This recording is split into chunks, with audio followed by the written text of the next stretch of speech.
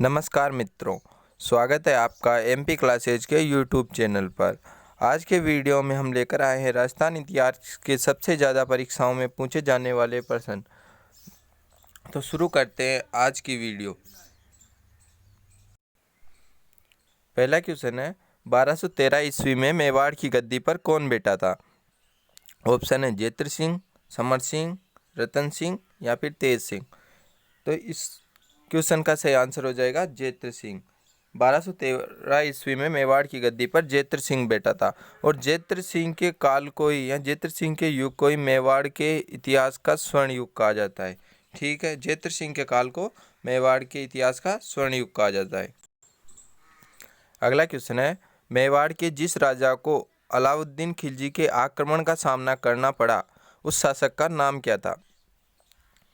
तो देखिए, अलाउद्दीन खिलजी ने मेवाड़ के जिस राजा पर आक्रमण किया था उस राजा का नाम पूछा है। ऑप्शन है जेत्र सिंह, समर सिंह, रतन सिंह या तेज सिंह। तो इसमें देखिए रतन सिंह रावल सही हो जाएगा। रतन सिंह रावल अलाउद्दीन खिलजी के आक्रमण के समय मेवाड़ का शासक था। अलाउद्दीन खिलजी ने पद्मावती को पाने के लिए रतन सिंह पर आक्रमण किया था। ठीक है, बढ़ते हैं अगले क्वेश्चन की तरफ। अगला क्वेश्चन है, चित्तौड़ के दुर्ग की समुद्र तल से ऊंचाई कितनी है? 1000 फुट, 1500 फुट, 1850 फुट या 2150 फुट। तो इसमें सही ऑप्शन हो जाएगा 1850 फुट। चित्तौड़ के दुर्ग की समुद्र तल से ऊंचाई 1850 फुट है। ठीक है, बढ़ते हैं अगले क्वेश्चन की तरफ। अगला क्वेश्चन है, एक विशाल सेना लेकर अलाउद्दीन खिलजी ने दिल्ली से चित्तौड़ की ओर कब प्रस्थान किया?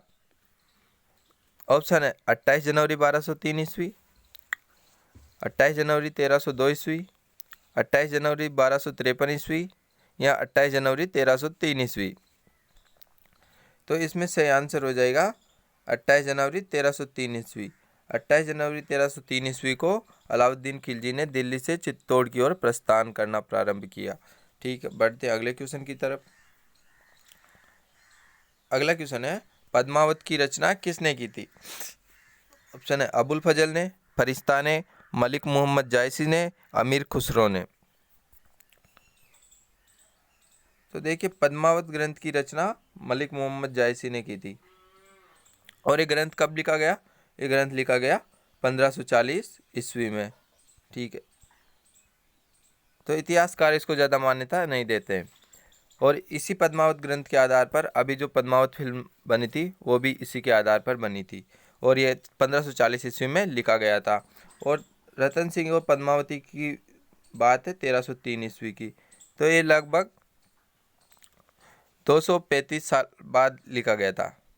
ठीक है, इसलिए इतिहासकार इसको ज़्यादा मान्यता नहीं देते। ठीक है, बढ़ते हैं अगले क्वेश्चन की तरफ। अगला क्वेश्चन है, कुप्र का गढ़ इस्लाम का घर हो गया, ये कथन किसका है?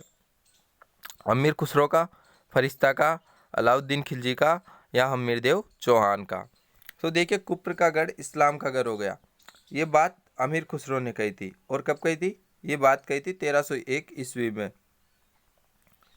जब उन्होंने रणथंभौर के दुर्ग पर अधिकार कर लिया था और हमीरदेव चौहान वीरगति को प्राप्त हो गया था। यहीं पर राजस्थान का पहला साका हुआ था। रणथंभौर के दुर्ग में अमीरदेव चौहान की पत्नी ने किया था। तो अमीर खुसरो ने जब अलाउद्दीन खिलजी ने जब रणथंभौर के दुर्ग पर अधिकार कर लिया तो अमीर खुसरो ने कहा था कि कुप्र का गढ़ इस्लाम का घर हो गया। तो इसमें अमीर Khusro right, A option right हो जाएगा। ये कथन अमीर खुसरो का है। ठीक है, बढ़ते हैं अगले क्वेश्चन की तरफ।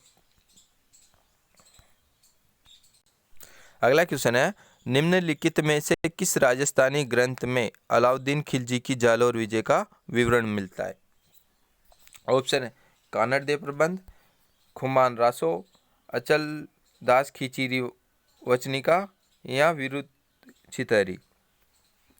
तो बताइए कि इनमें से किस ग्रंथ में जालोर विजय का प्रमाण मिलता है?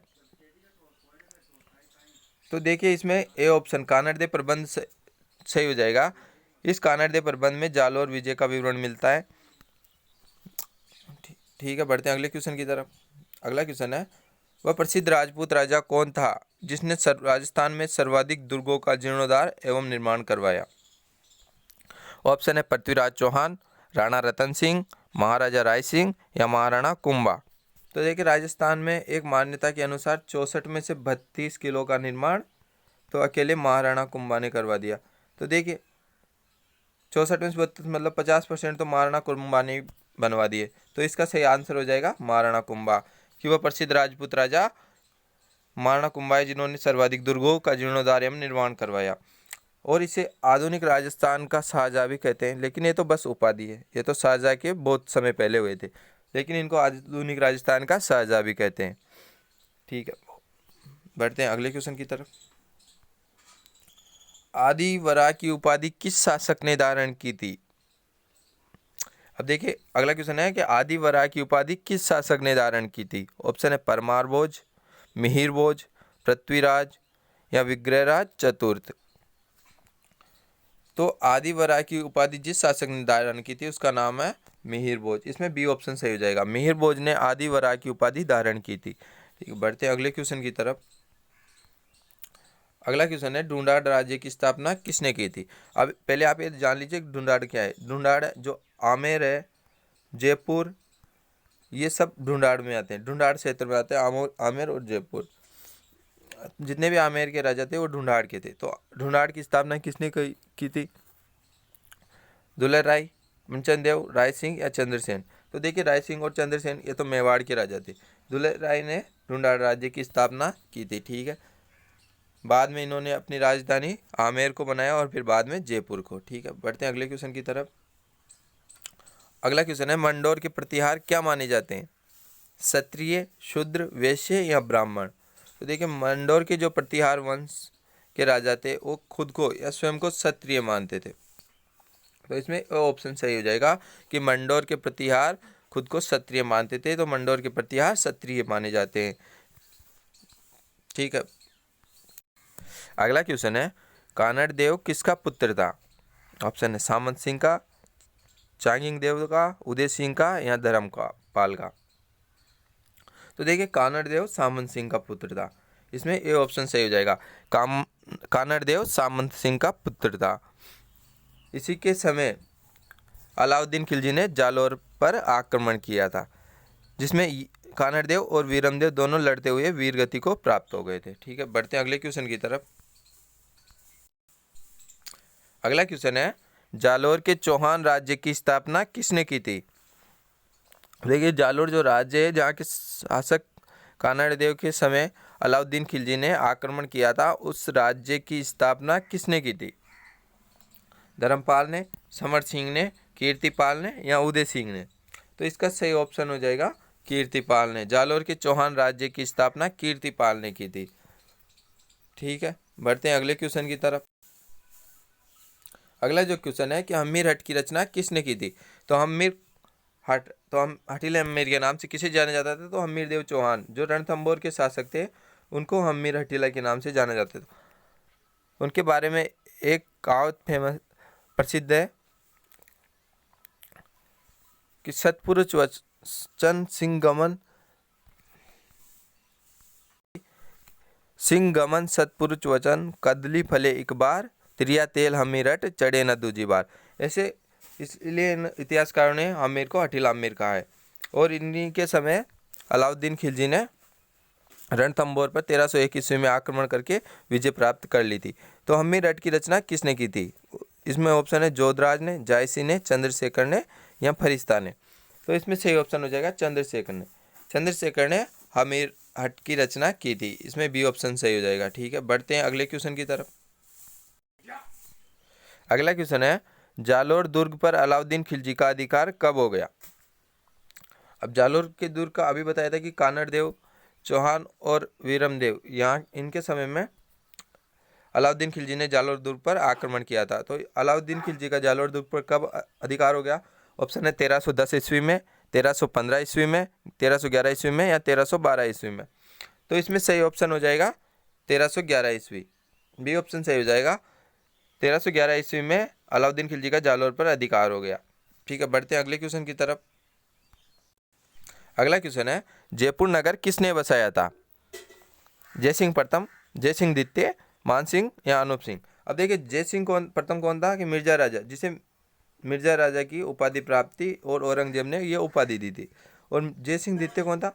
जिसको पररुख सिंह ने सवाई की उपाधि प्राप्त की थी। तो ये सवाई जय सिंह द्वितीय जो था वो जय सिंह द्वितीय था, और मिर्जा राजा जय सिंह जो था जय सिंह प्रथम था। तो जयपुर नगर की स्थापना जय सिंह द्वितीय यानी कि सवाई जय सिंह ने की थी। और कब की थी? ये 18वीं शताब्दी में जयपुर की स्थापना की थी। ठीक है, इसमें बी ऑप्शन सही हो जाएगा, जय सिंह द्वितीय ने जयपुर नगर को बसाया था। ठीक है, बढ़ते हैं अगले क्वेश्चन की तरफ। अगला क्वेश्चन है जयपुर नगर के वास्तुकार कौन थे? अब देखिए जयपुर नगर तो बस गया, इसके वास्तुकार कौन थे? इसमें ऑप्शन है Sawai Jai Singh, Mirza Ismail, colonel James Tod या पंडित विद्याधर। देखिए सवाई जय सिंह ने जयपुर नगर को बसाया था, लेकिन इसके वास्तुकार नहीं थे। इसके वास्तुकार थे पंडित विद्याधर भट्टाचार्य। इसमें डी ऑप्शन सही हो जाएगा कि पंडित विद्याधर जयपुर नगर के वास्तुकार थे। ठीक है, इन्होंने ही जयपुर नगर का नक्शा बनाया था। बढ़ते हैं अगले क्वेश्चन की तरफ। अगला क्वेश्चन है अलाउद्दीन खिलजी ने चित्तौड़ को क्या नाम दिया था? अब देखिए 1303 ईस्वी में अलाउद्दीन खिलजी का चित्तौड़ पर अधिकार हो गया। वहाँ के रावल रतन सिंह युद्ध करते हुए वीरगति को प्राप्त हुए और रानी पद्मिनी ने जोर किया। 1303 ईस्वी में चित्तौड़ का पहला साका और राजस्थान का दूसरा साका हुआ। अब अलाउद्दीन खिलजी ने चित्तौड़ को जीतने के बाद उसको क्या नाम दिया? इलाहाबाद, जलालाबाद, नसीराबाद या खिरजाबाद। तो अलाउद्दीन खिलजी ने अपने पुत्र खिरज खां के नाम पर चित्तौड़ को खिरजाबाद नाम दिया और अपने पुत्र खिरज खां को वहाँ का शासक नियुक्त किया और खुद दिल्ली चला गया। ठीक है, तो इसमें डी ऑप्शन सही हो जाएगा कि अलाउद्दीन खिलजी ने चित्तौड़ को जीतने के बाद उसको क्या नाम दिया, तो सही ऑप्शन हो जाएगा खिरजाबाद।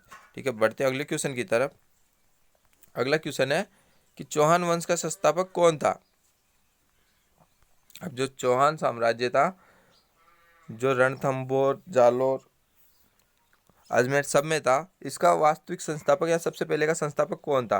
वासुदेव, सोमेश्वर, अरुणाचार्य, अणुराज या पृथ्वीराज तृतीय। तो पृथ्वीराज तृतीय तो इस वंश का अंतिम महान शासक था और इनके पिता थे सोमेश्वर।